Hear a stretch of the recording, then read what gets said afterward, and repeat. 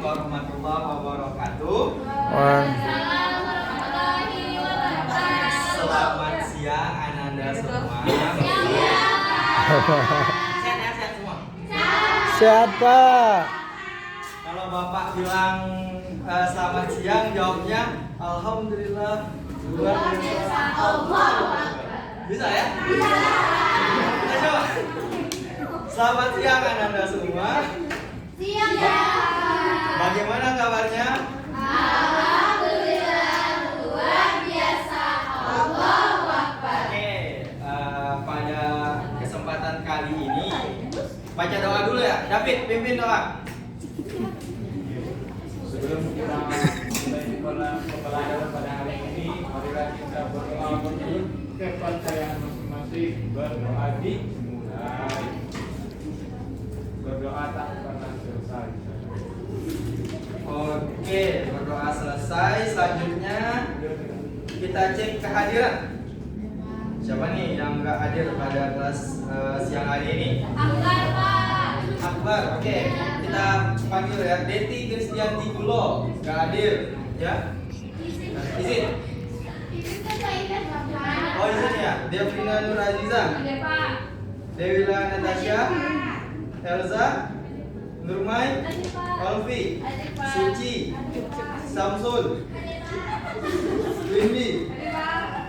Ana, David, Kadifa, Ada Pak. Hasanantul, Lucy, Resmiawi, Alfa. Iya Pak. Hadir Pak.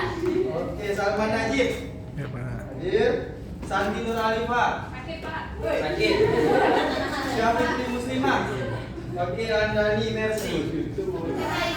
Mau ke toilet? Kenapa? Sakit perut? Iya Pak. Oke. Hati Pak. Sakit hati. Ya, sakit hati ke Mama Dede ya.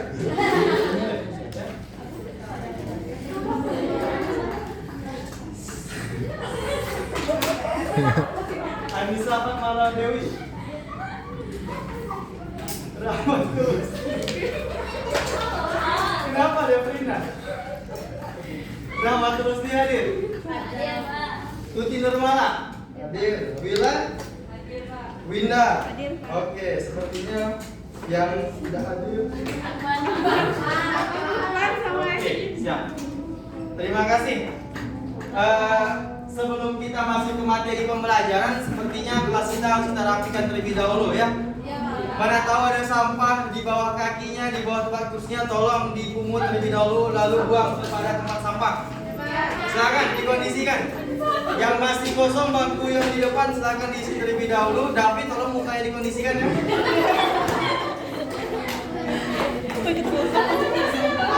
Oke, yang masih kosong tolong diisi. Terima kasih. Oke, sepertinya papan tulis kita masih kotor. Anda nih bisa tolong hapuskan? Siap ya?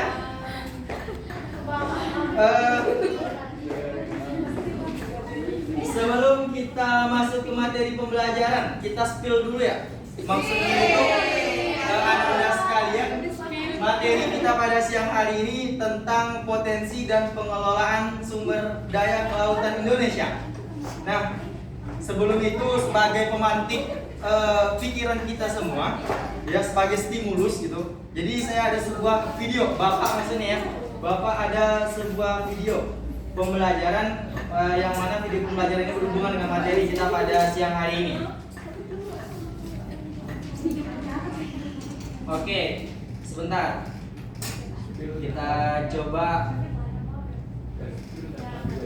lihat videonya terlebih dahulu ya. Kita singkat saja nih. Kita mohon maaf, saya ada waktu berapa menit mengajar siang hari ini? 30 menit. 30 menit, 6 menit nonton video, 16 menit, 14 menit maksudnya menjelaskan materi, 10 menit kita main-main aja ya. Ya baik ya Oke, Pak. siap. Tolong ingatkan saya kalau saya kelamaan. Oke. Belum aja, belum dimulai udah minta isyarat. Gimana kamu Devrina ya?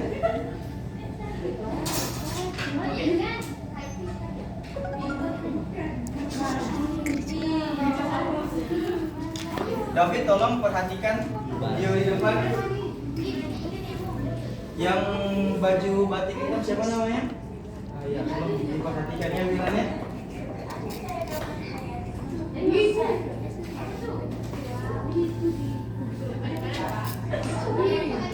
Dewi Wila kenapa pakai masker tadi?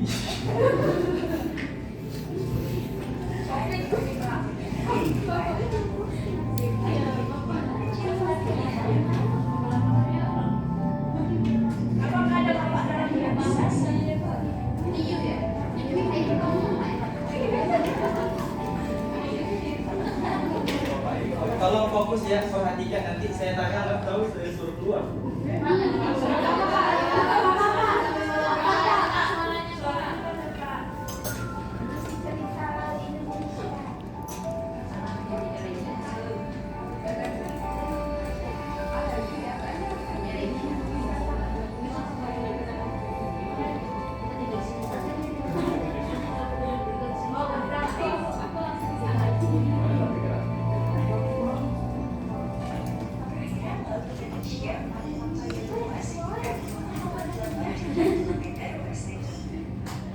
Fokusnya tolong catat poin-poin penting yang ada di video ini.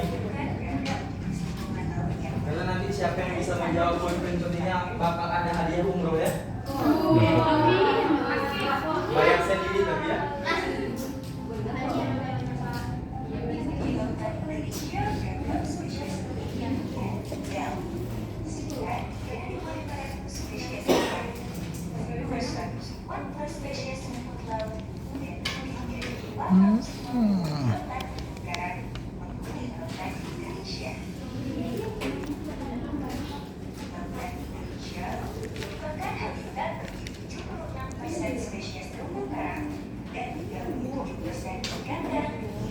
Kemana Binda dan siapa?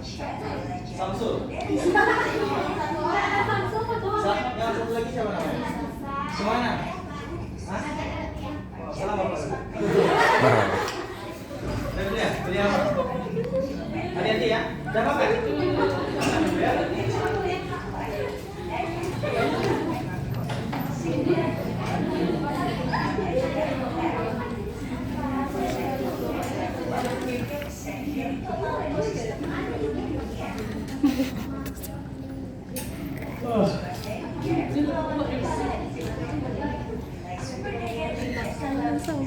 Kok Clash Royale tadi?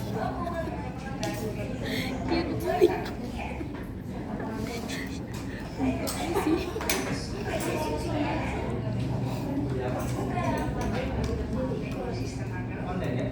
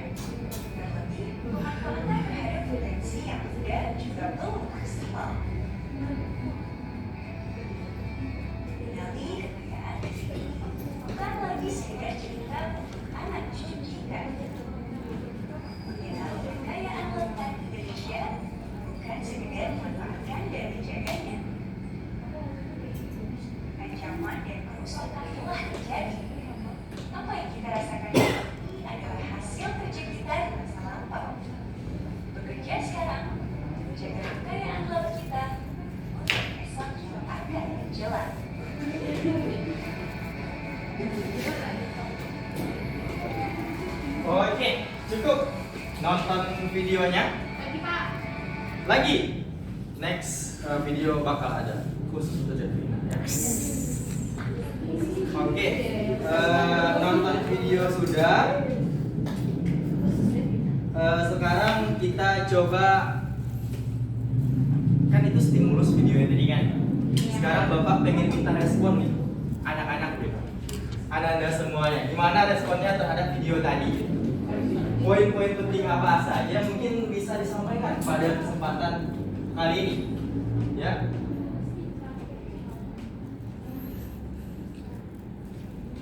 Poin-poin penting apa saja dan dapat diambil dari video tadi? Jaga kesehatan Pak. Jaga kesehatan Indonesia sumber daya perikanan. Satu-satu ya, satu-satu. Mohon maaf sebelumnya saya ingin memastikan terlebih dahulu. Ada kelihatan? Hah? Masya Allah. Belum kelihatan. Oh, belum kelihatan ya? Ternyata dia pindah apa ya? Si apa? Si siapa namanya, si Agun lebih normal timbang dia. Belum itu sudah bisa kelihatan. Oke. Poin-poin pentingnya. Siapa yang bisa? Satu. Hanifah, apa? Kalau di Indonesia kaya akan sumber daya perikanan. Kaya akan sumber. Daya perikanan. Oke. Apa sih Pak? Kaya akan sumber Bisa Pak. ikan. Nah, oh. Ada lagi? Ayo, 3 tersifat ya. Sampah Indonesia banyak Pak. Hah? Sampah Indonesia banyak. Oke, bisa jadi juga. Sampah. Ada lagi? David, ya. Laut Indonesia rentan terhadap polusi Pencemaran laut ya. Oke. Pencemaran laut. Ya. Benar, Anda sekalian. Sesuai sama video tadi, sudah dapat kita lihat. Negara kita, negara Indonesia, dapat kita katakan sebagai negara maritim. Kenapa demikian? Ada yang tahu? Kenapa Indonesia disebut negara maritim? Pulau, ya. Apa? Ya, cepat-cepat ya. karena wilayah Indonesia Hah? 2/3-nya adalah lautan. Oke, ada lagi. Banyak pulau, 2/3 lautan. Ada lagi Anda nih? Ada? Mau minum? Siapa yang minum ya? Siapa? Banyak penyakit. Oh, negara kepulauan terbesar di dunia. Salah satu, ya. Apa saja yang Anda sampaikan tadi itu sudah mewakilkan mengapa negara kita Indonesia disebut sebagai negara maritim. Akan tetapi di kasus seperti ini ya Anda sekalian, kenapa negara kita disebut sebagai negara maritim? Hal itu dikarenakan laut kita lebih luas ketimbang daratan. Benar kan? Benar kan? Darat kita itu lebih kecil ketimbang lautan. Benar kan? Seperti itu saja konsep sederhananya ya. Jadi kalau ditanya kenapa negara kita negara maritim disebutnya, itu dikarenakan negara kita memiliki luas laut yang lebih luas ketimbang daratannya. Sesederhana itu. Ada paham sampai di sini? Paham ya? Oke, sekarang kita coba ulik-ulik materinya ya. Kita coba bahas satu persatu tentang potensi sumber daya kelautan Indonesia. Nah, di kesempatan kali ini Anda sekalian sudah melihat di PowerPoint Bapak yang sudah ada di depan Anda sekalian. Ketika kita berbicara tentang potensi sumber daya alam Indonesia, maka ada beberapa poin indikator yang dapat kita bicarakan pada kesempatan kali ini. Yang pertama apa? Perikanan. Yang kedua? Yang ketiga? Yang keempat? Yang kelima? Sekali lagi David, yang pertama? Yang kedua, Lucy? Pertambangan. Oke, Elsa, yang ketiga apa? Mai, yang keempat? Budidaya lain, anggur. Benar kan? Berarti sudah jelas. Di poin ini kita akan membicarakan 5 indikator yang menjadi potensi sumber daya kelautan Indonesia. Kita bedah satu persatu ya. Kita bedah satu persatu. Fokus ini, fokus. Perhatikan PowerPoint Bapak ya. Sebenarnya Bapak nggak mau nih bikin PowerPoint, tapi kenapa ini tuntutan ya? Karena biasanya seperti ini. Orang yang suka bikin PowerPoint itu biasanya orang yang nggak berpower dan nggak berpoin biasanya. Ya, karena kan PowerPoint kan Sampaikan pikirannya kan. Kalau orang yang suka bikin PowerPoint itu adalah orang yang nggak punya power dan nggak punya poin gitu. Jadi saya itu biasa menyampaikan secara ini tuntutan yaudah. Ya, pertama kita fokus Anda sekalian. Laut Indonesia itu sangat luas berdasarkan beberapa data dan saya himpun data salah satunya itu laut Indonesia seluas berapa? Ada yang bisa bantu jawab? 3,5 juta kilometer. Apa itu? Coba dirapikan lagi. Yang benar ayo. Berapa? 3,5 juta, Pak. Laut Indonesia. 3,5 juta kilometer persegi. Oke, 3,5 juta. Nah, dengan laut yang seluas ini tentu apa? Tentu akan banyak sumber daya alam kelautan yang dihasilkan oleh negara kita. Negara kita apa? Negara Indonesia. Benar. Berdasarkan itu juga sudah digambarkan oleh Kementerian Kelautan dan Perikanan. Ada sekitar 6,1 juta ton ya per tahun di tahun 2019. Itu hasil ikan yang diproduksi oleh nelayan kita. Bayangkan 6,1 juta ton. Kalau ini dikonversikan ke dalam rupiah, itu ada sekitar 60 triliun rupiah. Ya, wow, sangat besar. Akan tetapi kalau dipersenkan ke dalam PDB nasional hanya berapa? Anak-anak sekalian? 3%.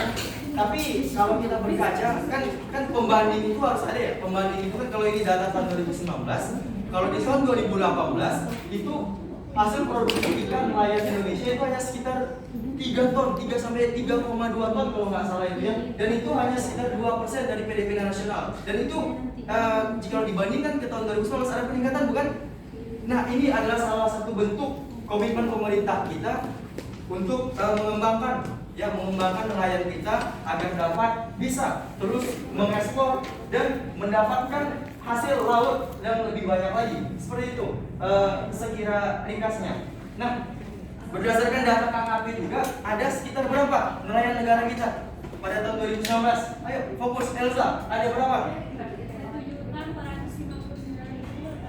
Iya, hampir 1,5 juta orang gitu yang menjadi ataupun yang berprofesi sebagai nelayan di negara kita. Jika itu dikonversikan ke dalam persen, ada sekitar 25% di negara kita itu yang berprofesi sebagai nelayan. Nah, sekarang Bapak coba ajak untuk berpikir ya. Kalau di pembelajaran abad 21 ini kan ada 4C kan? Masih ingat apa itu 4C ya? Masih ingat? Kita coba bedah satu-satu. 4C apa? Elsa, C pertama. Critical thinking. Oke, yang kedua creativity. Masya Allah. Oke, ada lagi.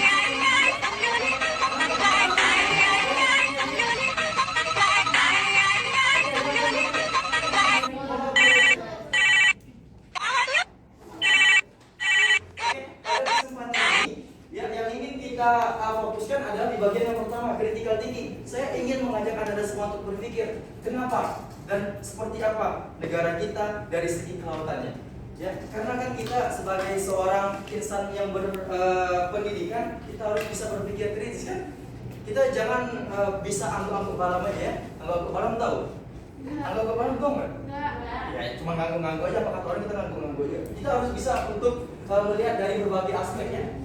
Banyak seginya, banyak aspeknya. Negara kita luas, 3,5 juta kilometer persegi ya lautnya. Dan di sini nelayannya hampir 1,5 juta penduduk kita nelayan. Nah, yang coba kita kritisi pada kesempatan kali ini adalah apakah nelayan kita sudah sejahtera? Itu kan? Di negeri yang konon katanya gemah limpah Rujinawe ini, hutan dan tanaman jadi apa gimana? Ya, bukan hutan enggak kan itu kan? Ya itu kan. Ini pertanyaan besar, apakah nelayan kita sudah berada dalam taraf kesejahteraan atau sudah berada dalam taraf kesejahteraan? Coba kita gali-gali ya, coba kita kritisi ini. Negara maritim dengan luas laut yang luar biasa luasnya, lebih luas daripada daratannya. Apakah nelayan yang sebagai tangan pertama memproduksi ikan itu sudah sejahtera? Dasarnya apa? Teman-teman mengatakan belum? Ataupun Anda mengatakan belum? Contohnya apa? Anali. Karena masih banyaknya nelayan kan apa tuh Pak, dia nangkap ikan tapi belum bersejahtera lah ekonominya. Oke, yang ikan belum sejahtera. Maksudnya itu mungkin tangkapannya sedikit ya? Ya. Oke. Atau ada yang mau menambahkan? Karena misalnya dia jual ke pengepul itu lebih murah gitu. Jadi pengepul ke produsen yang lebih kayak misalnya yang jual-jual di pasar gitu ya Pak, lebih tinggi. Jadi nanti dia jual ke konsumen pun harganya naik gitu Pak. Jadi Oke. Cukup. Benar. Nelayan kita belum berada dalam taraf sejahtera. Buktinya apa? Teman saya, Profesor Zazi, namanya Profesor Zazi itu di Unpad. Beliau dinas di Unpad, itu sahabat saya waktu kecil. Saya itu buat sebuah penelitian di tahun 2017 ketika survei sosial ekonomi, ya, sosial ekonomi nasional ya. Beliau mengatakan di hasil survei tersebut nelayan kita, nelayan Indonesia ada sekitar 11,34% berada dalam taraf kemiskinan. Bayangkan, ya, angka ini besar ini ketimbang profesi lain. Buruh misalnya, buruh ini kan, kalian anak-anak sekalian kalau dibilang buruh ada terbayang buruh itu apa? Maksudnya itu profesi seperti apa? Buruh bangunan. buruh tani. Oke. Tani, pabrik juga ya. Nah, buruh saja taraf kemiskinannya menurut hasil survei sahabat saya itu cuma berada di 4%. Tapi nelayan 11%. Bayangkan kalau hasil survei ini mengatakan 11%, besok-besok nggak bakal lagi ada yang mau jadi nelayan. Kalau bakal lagi ada yang jadi mau nelayan, kita mau makan ikan dari mana gitu? Nggak ada yang mau cari ikan gitu kan? Apalagi di anak-anak muda zaman sekarang gitu kan? Ya, kalau kepikiran nelayan susah, nggak ada uangnya, gitu, bakal nggak mau tuh jadi nelayan besok gitu. Nah, kita coba pindah ke poin selanjutnya ya. Negara kita lautannya itu dikenal dengan julukan ya the Coral Triangle. Ada you know the Coral Triangle? Ada yang tahu? Ada yang tahu? Ana tahu? The Coral Triangle artinya apa? Segitiga Bermuda. Benar sekali. Segitiga terumbu karang ya. Segitiga terumbu karang The Coral Triangle.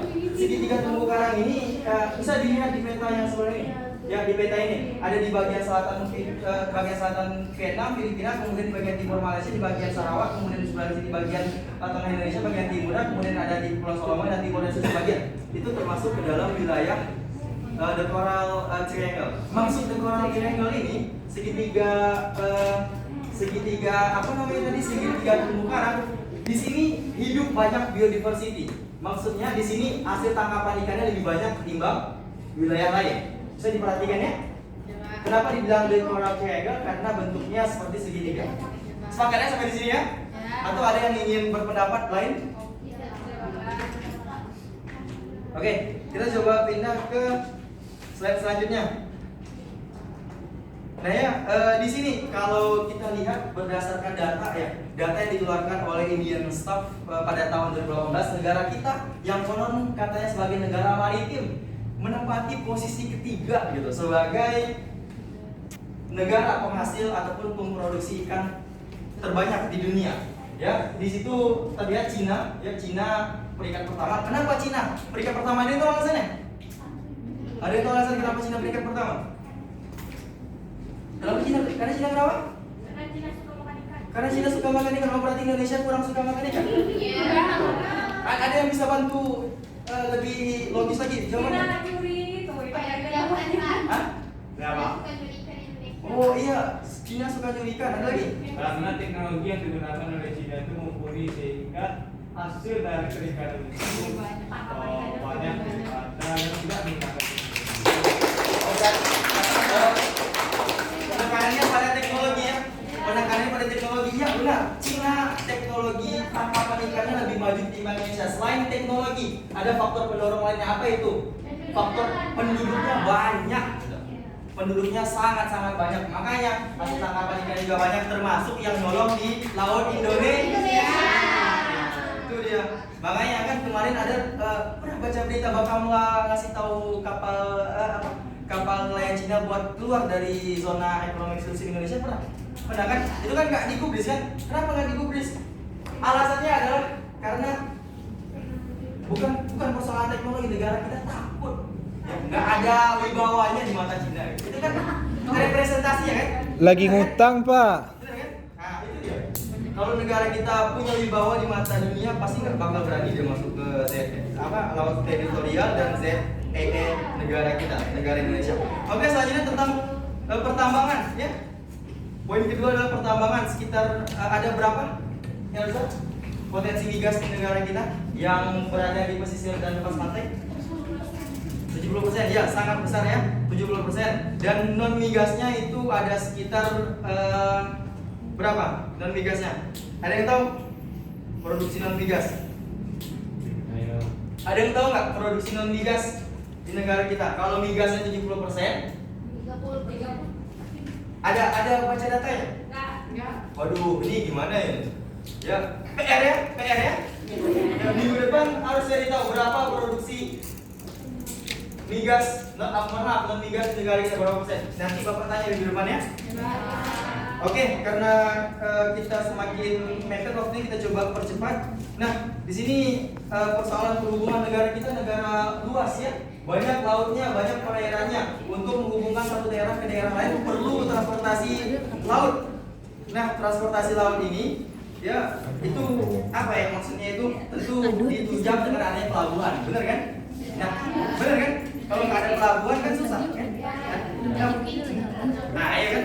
Menurut Departemen Perhubungan ada sekitar 2.392 pelabuhan resmi yang ada di Indonesia. Pelabuhan terbesar pertama apa?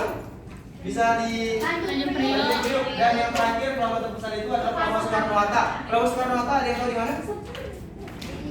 Pelabuhan Soekarno-Hatta ada yang tahu di mana? Di Bandara Soekarno-Hatta. Bukan. Pelabuhan Soekarno-Hatta itu nggak tahu juga nih. Nanti PR ya. Minggu depan Bapak tanya, tolong disampaikan. Clue-nya di daerah Sulawesi. Pelabuhan Soekarno-Hatta itu. Sekedar clue aja.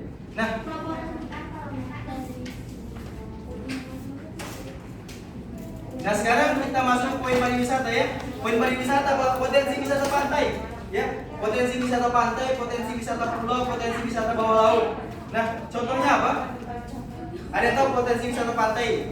Contohnya Pantai Manis, Pantai Padang, Pantai Gajah. Ini foto Pantai Manis. Ini foto Pantai Gajah dan Pantai Padang nggak ada. Nah, sedangkan kalau pulau itu fotonya itu ya. Angkut kemudian Pulau Setan ini Pulau Setan. Nah, kalau terus tempat wisata bawah laut atau tempat snorkeling itu ada Pulau Cibadak namanya. Jadi di Pulau Cibadak itu pernah Pulau Cibadak? Pernah snorkeling di Pulau Cibadak? Belum pernah, saya udah pernah gitu. Jadi teman-teman kalau belum pernah silakan ke sana lihat keindahan bawah laut di Pulau Cibadak. Masya Allah mantap.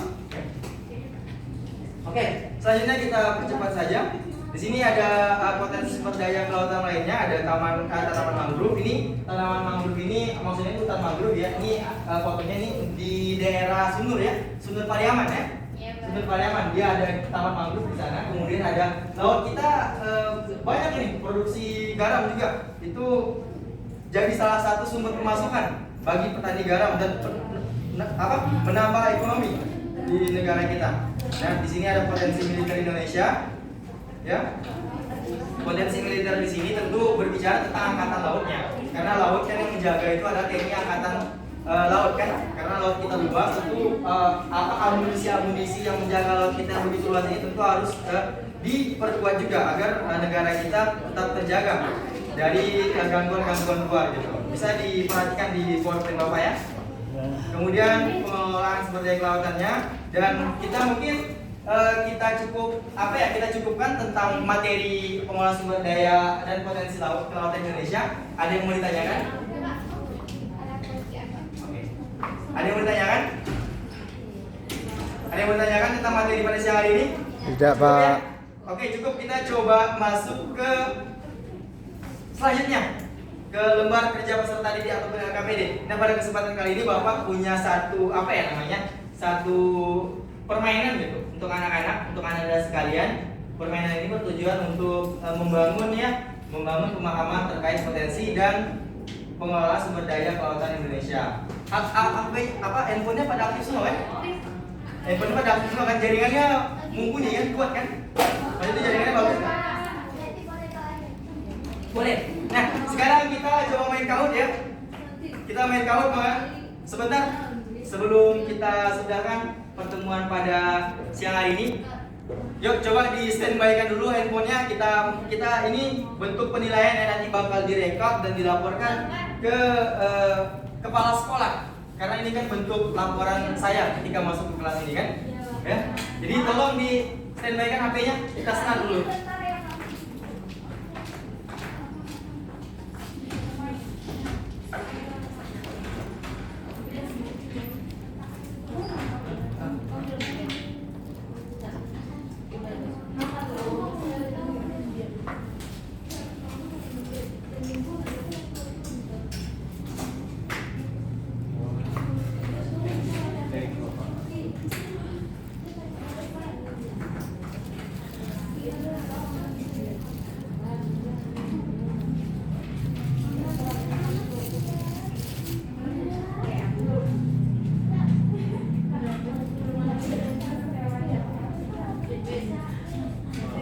Ada jaringan yang kuat ya?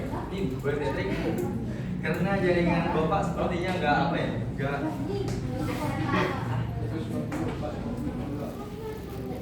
Lima ya? Lima.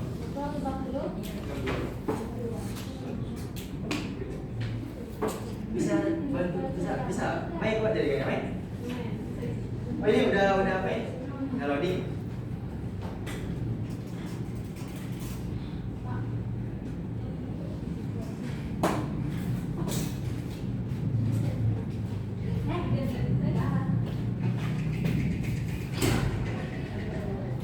Oke, jaringannya masih apa ya?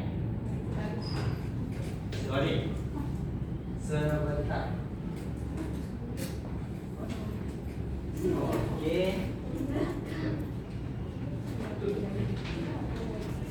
Nih, sudah. Ayo dimasukin pinnya. Sebentar, lagi loading pinnya ya.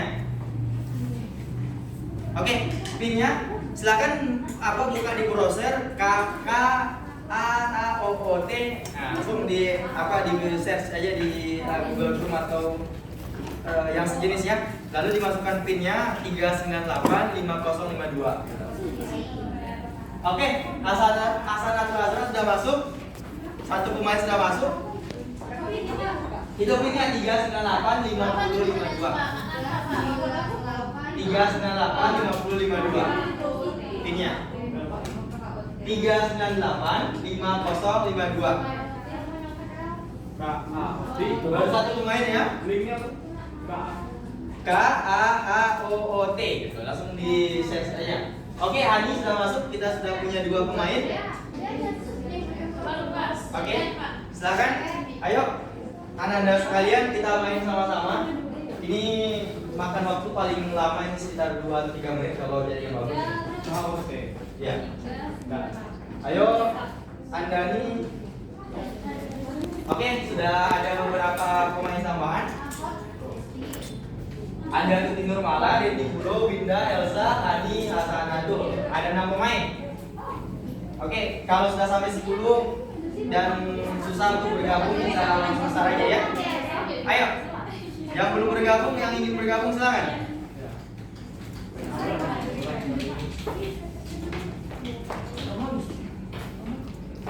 Oke, ada lagi yang mau gabung? Cukup? Sudah? Oke, kita punya 10 pemain. Ada lagi yang mau gabung? Bila, kenapa? Sakit gigi? Ya, rajin-rajin sikat gigi ya. Pakai Pepsodent ya. Jangan pakai Ciptaden. Hah? Ya, karena apa ya? Biasa pakai Pepsodent. Makanya promoin Pepsodent. Oke, ada 11 pemain. Turun ya. Oke, kita cukupkan aja ya karena waktu singkat. Oke, kita start. 1, 2, 3 start. Oke, enggak nih, ini saya yang start. Maksudnya langkah idenya ya. Oke, 3, 2, 1. The Coral Triangle berarti Segitiga terumbu karang. silakan jawab ya. Segitiga terumbu karang. Coral Triangle. Silakan. Oke, waktu habis. Waktunya cuma 10 detik ya.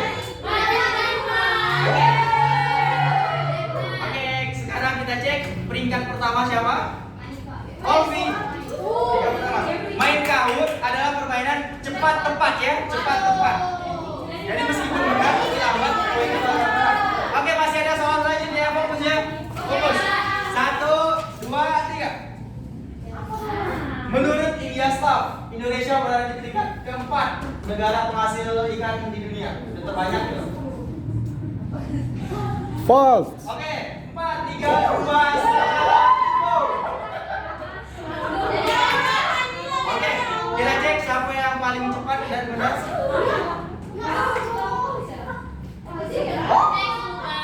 Masih Olvi ya. Next soal, fokus ya. Masih Olvi peringkat pertama, Nurma yang peringkat kedua, dan Hani peringkat ketiga. Ini kita bicara ya. Oke, soal ketiga, potensi hasil tangkapan ikan di lautan seluruh Indonesia. Nih, hasil tangkapan ikan.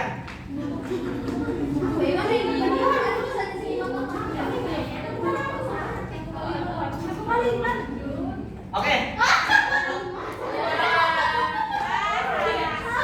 kita cek. Elsa. Oke, fokusnya masih ada soal selanjutnya. Fokus. 1, 2, 3. Terdapat 530 anjungan di pesawat Indonesia. Benar atau salah? Salah. Ada di PPT tadi.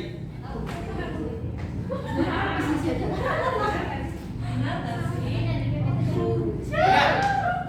Oke, kita cek siapa yang menyingkirkan siapa. Oh, Olvi naik lagi. Olvi benar lagi. Masih ada soal selanjutnya. Kita fokus ya. Fokus. 1, 2, 3. Berapa jumlah pelabuhan resmi menurut Depo Departemen Perhubungan? Tadi ada yang disebutin kan?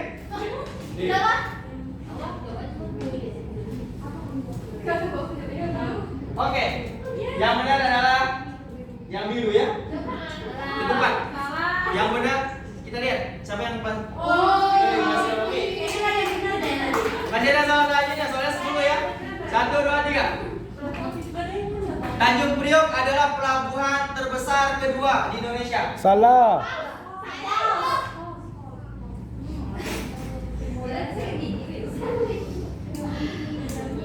Oke, benar semua ya. Oh, Olvi masih peringkat pertama, ada yang pertama menyusul dan ada nih ketiga. Soal berikutnya, Menteri Kelautan dan Perikanan RI saat ini.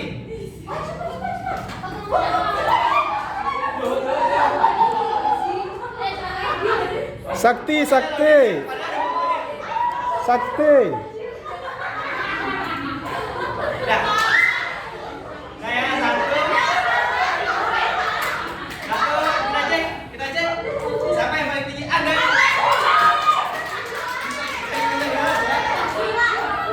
Soal selanjutnya masih ada soal. Nah, soal selanjutnya, Tanjung Perak adalah pelabuhan yang terbesar di Provinsi Bandar Lampung. Tanjung Perak adalah pelabuhan yang terbesar di Provinsi Bandar Lampung. True.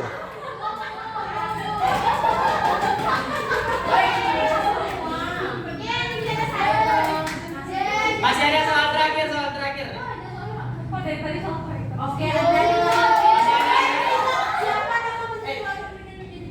Dia terlalu masuk provinsi yang ekspor mineral besar. Oke. Edi. Jadi kan ya. Yang benar ada Edi Prabowo. 70 miliar. Oke, terakhir nih. P Olvi. Terakhir, 1, 2, 3, fokus. Pariaman Kota Bahari adalah kampung halaman guru kita pada hari ini. Nih, yang